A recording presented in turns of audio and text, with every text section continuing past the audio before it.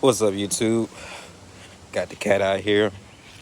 It's the long bed. It's the work truck. 5.3. So I'm having a bit of an issue. When I go to crank the truck, I get power, right?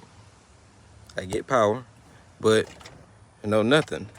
Well, I've been on YouTube trying to figure some stuff out, and the only way that I'm able to get the truck started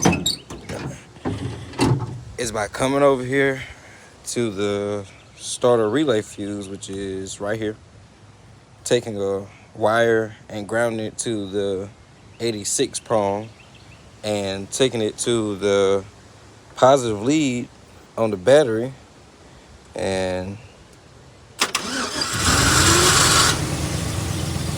she cranks right on up. But I don't know how to fix it. Help.